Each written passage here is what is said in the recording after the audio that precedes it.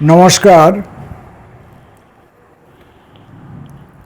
সুকান্ত ভট্টাচার্য সম্পাদিত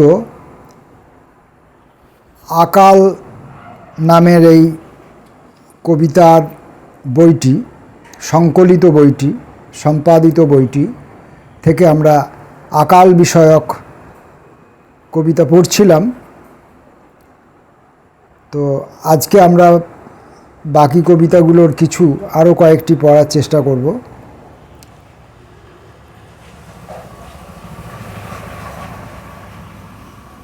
আজকের প্রথম কবিতাটি প্রেমেন্দ্র মিত্রের ফ্যান। হ্যাঁ, এখন ফ্যান বলতে আমরা যেটা বুঝি সেই ফ্যান কিন্তু নয়। এখানে ফ্যান মানে হচ্ছে ভাতের মার। ভাতের মারকেও আমরা ফ্যান বলি। সব শব্দের মাহাত্ম্য তো পাল্টে যায় আস্তে আস্তে সময়ের সঙ্গে সঙ্গে।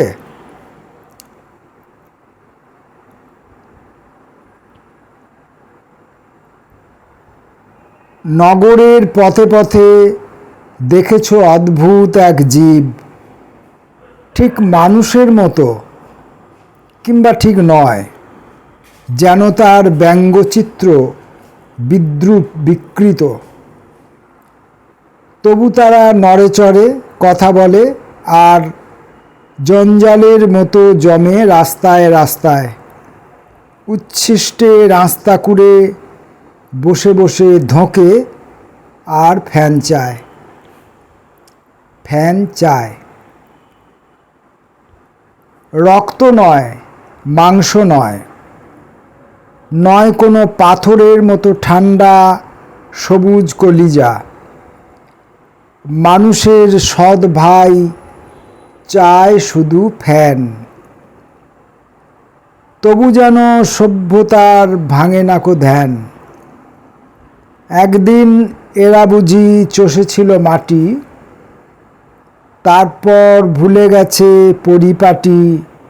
কত ধানে কত হয় চাল, ভুলে গেছে লাঙলের হাল কাঁধে তুলে নেওয়া যায়। কোনো দিন নিয়েছিল কেউ, জানে না কো আছে এক সমুদ্রের ঢেউ পাহাড় টলানো।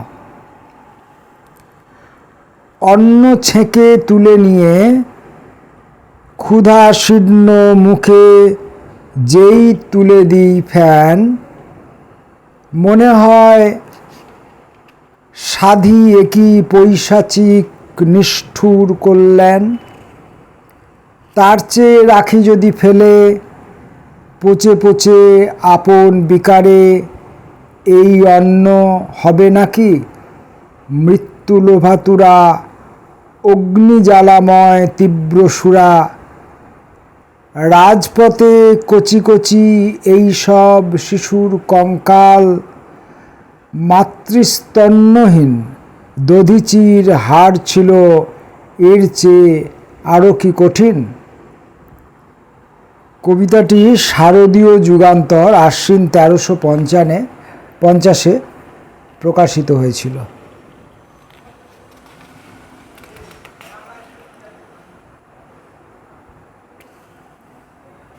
পরের কবিতাটির নাম নরক। কবির নাম নবেন্দু রায়। তখনও ওঠেনি সূর্য, অন্ধকার অরণ্য গুহায় সদ্যজাত প্রথম মানুষ সহচর তখনও পশুর। লুণ্ঠিত জীবিকা নিয়ে পশুতে মানুষে যুদ্ধ, তখনও চৈতন্যহীন অরণ্যে অজ্ঞাতবাস। মানুষের পাশব শৈশব, শৈশবের সে নরক শুনেছি দেখিনি চোখে। তারও চেয়ে ভয়ঙ্কর প্রত্যক্ষ নরক আজ আমার স্বদেশ। শকুনির পাখার বিস্তারে রাহুগ্রস্ত সূর্য আজ মধ্যাহ্ন আকাশে। মৃত্যুলীন আদি অন্ধকার ছেয়ে ফেলে দগ্ধতম সংস্কৃত আকাশ। অকাল শৈশব ফিরে আসে। মহানগরীর পথে পথে মানুষে পশুতে যুদ্ধ, জঞ্জালের স্তূপ ঘিরে প্রতিদ্বন্দ্বী ক্ষুধার বিকার।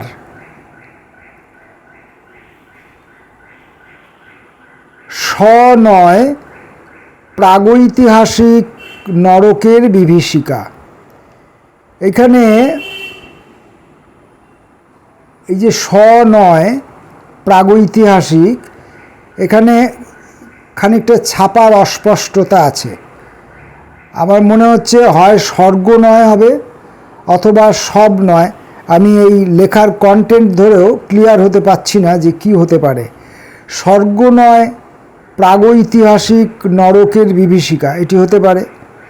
অথবা নয় মানে নিজস্ব সৃষ্ট কোনো নরক নয়, প্রাগৈতিহাসিক কোনো নরক, এই ধরনের বক্তব্যও হতে পারে। কি আমি চোখে যা দেখছি সেটা পড়ছি, কিন্তু লেখার মাঝখানে খানিকটা গ্যাপ আছে, অর্থাৎ বোঝাই যাচ্ছে এখানে ছাপাতে কিছু সমস্যা হয়েছিল। আগেকার দিনে তো সেই লেটার প্রেসে ছাপা হতো, তাই সেরকম কিছু সমস্যা ছিল। যাই হোক, এই ছবিটা দেয়া থাকবে, আপনারা বুঝতে পারবেন। হানা দেয় ভয়ার্ত দৃষ্টিতে কঙ্কালের প্রেত মূর্তি, চিতাচুল্লি শব ও শ্মশান। পিতা পুত্র জায়া কন্যা জননী মরিয়া গেছে, ক্ষুধার্ত রাক্ষসী তার সন্তানের কঙ্কাল চিবায়।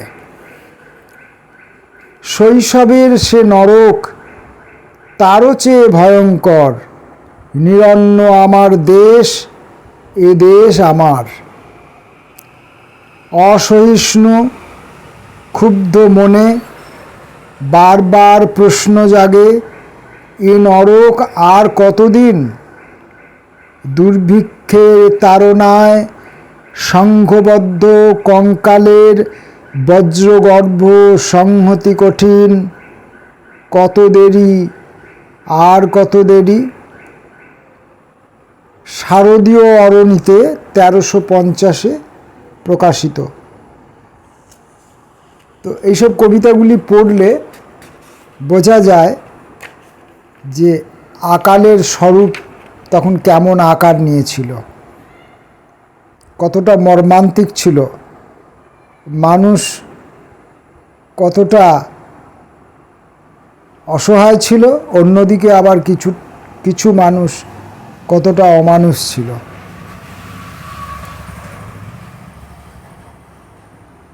পরবর্তী কবিতা অনুভব, মনীন্দ্র রায়। ধুলিমাখা দেহ, চাষের দিন, মনে পড়ে আহা সে যেন স্বপ্নে শোনা। আসেনি যেন এ জীবনে আমার ধান পাকা আশ্বিন। খরা ঝরা মাঠে বৃষ্টির দিন গোনা, সে যেন গল্প। আর যা ছিল সুদূর রূপকথা সেই বিরাট কলকাতার পথে যে দাঁড়িয়ে ভীরু গ্রামবাসী, মহেশের এক অখ্যাত চাষি, কঠিন সত্য বুঝি সে নিয়ত পেটে। হঠাৎ কখনো সদয় ফ্যানে যা দেহের চাহিদা মেটে। আউশ ডুবেছে বর্ষায়, গেল আমন ঝড়ে, বিচালিবিহীন শীর্ণ বলদ কসাই কিনেছে জলের দামে। ছেলেটা শান্ত, চুপচাপ মরে, ভাবনা থামে। বউয়ের শরম রাখে না গ্রাম্য ঘোমটায়, আসি শহরে হেঁটে। কত কোটিপতি রয়েছে, পাবই দুমুঠো পেটে। বৃষ্টি ভেজা গুমোট দিন, ঘুরি বেপরোয়া সঙ্গীহীন। একদা সকালে লোকারণ্যের ভিড়ে, সতীর স্বর্গলাভের পুণ্যে বন্ধন গেল ছিঁড়ে। সাবেক কালের সুদিনে দৈব সন্ন্যাসী হলে খাসা, ছাপোষা লোকের ঘাড়ে চেপে যেত ভব সমুদ্রে ভাসা। আপাতত শুধু সারা কলকাতা হেঁটে খাদ্যের নানা আয়োজন আর প্রহসন ভরি পেটে। এখানে দাঁড়িয়ে তাই দুনিয়া অন্ধকার, অতীতের দিন বিস্বাদ লাগে, সান্ত্বনা লেশ নাই, তবু যে কেমন ঘুরে ফিরে এক দূর আশা মনে জাগে। এত হানাহানি, উপবাস আর চরম বঞ্চনার কোথাও আছেই শেষ। হয়তো কখনো কোনো দিন যারা বেঁচে যাবে উদ্দেশ পাবে সে দিনের, গেলে দুর্যোগ কেটে। হয়তো তখন তারা পাবে তাজা অন্নের দানা, স্বাধীন সুস্থ পেটে। বার্ষিক দিগন্ত 1350 থেকে এই কবিতাটি গৃহীত। পরের কবিতাটি লাশ, কবির নাম ফারুক আহমদ। যেখানে প্রশস্ত পথ ঘুরে গেল মোর, কালো পিচ ঢালা রঙে লাগে নাই ধুলির আঁচড়, সেখানে পথের পাশে মুখ গুজে পড়ে আছে জমিনের পর সন্ধ্যার জনতা। জানি কোনো দিন রাখে না সে মৃতের খবর, জানি মানুষের সব মুখ গুজে পড়ে আছে ধরণীর পর। ক্ষুধিত অসার তনু 32 নারীর তাপে পড়ে আছে নিশার নিথর। পাশ দিয়ে চলে যায় সজ্জিত পিশাচ, নারী নর, পাথরের ঘর, মৃত্যু কারাগার। সজ্জিতা নিপুণা নটি খুলিয়াছে বারাঙ্গনা দ্বার মধুর ভাষণে। পৃথিবী চষিছে কারা শোষণে শাসনে, সাক্ষ্য তার রাজপথে জমিনের পর। 3.5 হাত হাড় রচিতেছে মানুষের অন্তিম কবর। পড়ে আছে মৃত মানবতা, তারই সাথে পথে মুখ গুঁজে। আকাশ অদৃশ্য হলো দাম্ভিকের খিলানে, গম্বুজে নিত্য স্ফীতধর। এখানে মাটিতে এরা মুখ গুজে মরিতেছে ধরণীর পর। এ পাশব অমানসী ক্রূর নির্লজ্জ দস্যুর পৈশাচিক লোভ করিছে বিলোপ। শাশ্বত মানব সত্তা, মানুষের মুক্তি অধিকার, ক্ষুধিত মুখের গ্রাস কেড়ে নেয় রুধিয়া দুয়ার। মানুষের হাড় দিয়ে গড়ে খেলাঘর, সাক্ষ্য তার পড়ে আছে মুখ গুঁজে ধরণীর পর। স্ফীতদর বর্বর সভ্যতা, এ পাশবিকতা, শতাব্দীর ক্রূরতম এই অভিশাপ। বিষাইছে দিনের পৃথিবী, রাত্রির আকাশ। এ কোন সভ্যতা আজ মানুষের চরম সত্তাকে করে পরিহাস? কোন ইবলিশ আজ মানুষেরে ফেলি মৃত্যু পাকে করে পরিহাস? কার হাতে হাত দিয়ে নারী চলে কাম সহচরী? কোন সভ্যতার পাঁজরের হাড় কেটে নৃত্য সুর জেগে ওঠে কার? শ্রমিকের রক্তপাতে পান পাত্র রেঙে ওঠে কার? কোন সভ্যতার?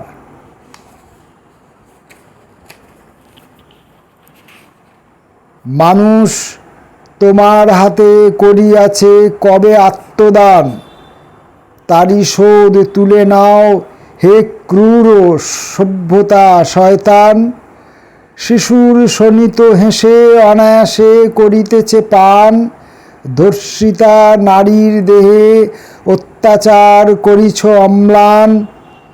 জনতার সিঁড়ি বেয়ে ঊর্ধ্বে উঠি অতি অনায়াসে, তারে তুমি ফেলে যাও পথপ্রান্তে নর্দমার পাশে। মৃত সভ্যতার দাস স্ফীতমেদ শোষক সমাজ, মানুষের অভিশাপ নিয়ে যাও আজ। তারপর আসিলে সময় বিশ্বময়, তোমার শৃঙ্খলগত মাংসপিণ্ডে পদাঘাত হানি, নিয়ে যাব জাহান্নম দ্বার প্রান্তে টানি। আজ এই ক্লেদাচ্ছন্ন উৎপীড়িত নিখিলের অভিশাপ বও, ধ্বংস হও তুমি, ধ্বংস হও। কবিতাটি মোহাম্মদী নামক কোনো পত্রিকা আশ্বিন 1350 থেকে গৃহীত।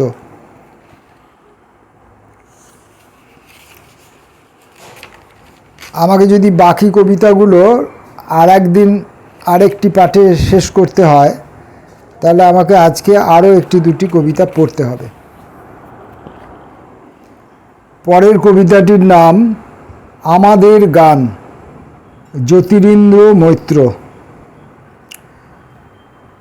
লজ্জা কিছু নাই, বেদনার বিজ্ঞপ্তিকে অবহেলা করি, মোরা গান ধরি।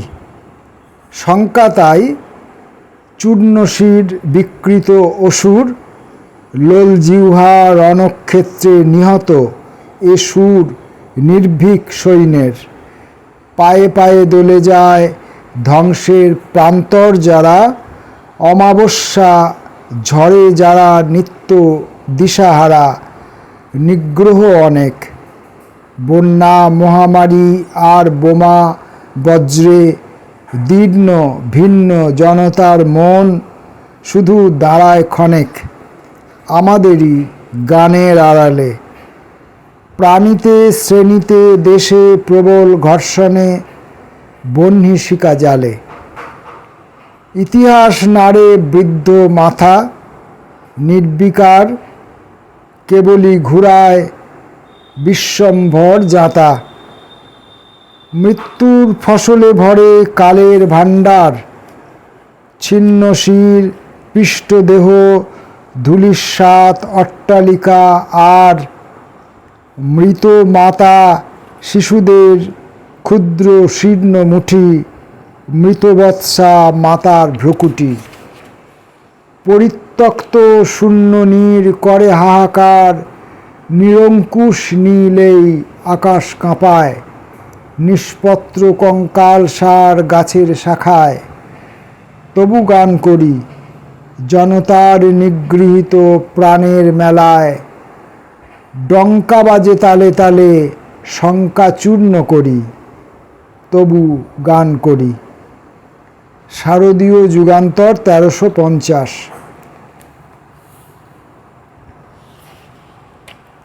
আর একটি কবিতা পড়ব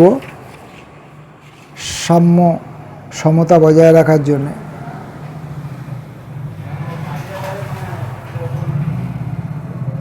বিবিধ রকমের সমস্যার মাঝখানে কবিতা পড়তে হয়, আর আমার গলার শার্পনেস হতো ভালো নয়, যে বাইরের যে শব্দগুলো আছে ওই শব্দগুলোকে অতিক্রম করে আমার কণ্ঠস্বরটা উঠবে, তা উঠবে না। আমার কণ্ঠস্বরটা চাপা পড়ে যায়, আর মাইক্রোফোন বাইরের শব্দগুলোকে ধরে নেয়। এই ঘটনা রোজই ঘটছে। যাই হোক, আরেকটি কবিতা পড়ি। এখানেও দেখুন সেই ছাপা ভুলের সমস্যা রয়েছে। অ্যাকচুয়ালি এটা কবিতাটির নাম হবে মন্বন্তর, কিন্তু এখানে মটি বাদ চলে গেছে। মন্বন্তর, দীনেশ দাস। দীর্ঘ শ্বাসের মতো এরা আসে, চোখের জলের মতো এরা মুছে যায়। এরা আসে এরা যায়, মাটির সবুজ শিরা বেদনায় হয়েছে কি নীল, পৃথিবী কি অশ্রুতে হয়েছে ফেনিল। এরা আসে, ব্যথার বাষ্পের মতো ফুলে ওঠে ঈশান আকাশে। আসে কালো কুয়াশার মতো ম্লান অবনত, তবু বারে বারে চিরে যায় ছিঁড়ে যায় শানিত সূর্যের ক্ষুরো ধারে। দীর্ঘশ্বাসের মতো আসে, চোখের জলের মতো এরা মুছে যায়, শিশিরের মতো মোছে ঘাসের শয্যায়। মাটির শ্যামল প্রাণ বেদনায় হয়েছে কঠিন, পৃথিবী কেঁদেছে কোনো দিন? বন্যার হাওয়ার মতো হা হা করে দুর্ভিক্ষের ঝড়ে আসে মন্বন্তরে, কৃত্রিম উল্লাস নিয়ে সবের ভিতরে। তবু এরা আসে 1176-এ 1350-এ। এই 1350 তার মন্বন্তর। বার্ষিক দিগন্ত 1350 পত্রিকায় এরা মন্বন্তরকে আকালকে স্বচক্ষে দেখেছিলেন এবং তাদের প্রতিক্রিয়ার কথা তারা তাদের রচনার মধ্যে লিখে রেখেছিলেন। সেটা আমি শুধুমাত্র পড়বার চেষ্টা করলাম, এবং এই বই তো পাওয়া যাবে না, এখন পাওয়া যাবে না। অতীত মানে নিকট অতীতের বইগুলিই পাওয়া যায় না বাজারে, নিকট অতীতের বই বাজারে পাই না। তো এটা অনেক পুরনো বই, ফলে এটা পাওয়া যাবে না। এখানে এই কবিতাগুলো পড়ার একটাই সার্থকতা, একটাই আমার উদ্দেশ্য, সেটা হচ্ছে সেই সময়ের পরিস্থিতিটা কেমন হয়েছিল সেইটাকে তুলে ধরা। কারণ এটা তো কোনো নিউজ নয়, নিউজে অনেক সময় পক্ষপাতের প্রশ্ন থাকে, রাজনৈতিক পক্ষপাতের প্রশ্ন থাকে, সেই সব নেই। কবিরা তাদের নিজেদের প্রতিক্রিয়ার কথা তাদের কবিতার মধ্যে লিখেছেন। কবিতার গুণাগুণ যতটা সম্ভব বজায় রেখে তারা লেখার চেষ্টা করেছেন। কারণ এরকম বিষয়ভিত্তিক লেখার মধ্যে, একটা নির্দিষ্ট বিষয় নিয়ে লেখার মধ্যে এবং প্রকৃত যে ঘটনা, সেই ঘটনাকে আক্ষরিক অর্থে, বাস্তব অর্থে দ্ব্যর্থহীন ভাষায় তুলে ধরতে গেলে তাতে অনেক সময়ই সাহিত্যগুণ বা কাব্যগুণের খানিকটা ঘাটতি ঘটে। বিশেষ করে কবিতার ক্ষেত্রে। গদ্যের ক্ষেত্রে, গল্প উপন্যাসের ক্ষেত্রে হয়তো এটা অনেকটা সহায়ক, কিন্তু কবিতার ক্ষেত্রে এটা অনেকটাই অসুবিধাজনক। সেই জন্যে কবিতা হিসাবে এগুলোর যা মূল্য আছে, কিন্তু ইতিহাস হিসাবে, দলিল হিসাবে এগুলোর মূল্য অপরিসীম। নমস্কার।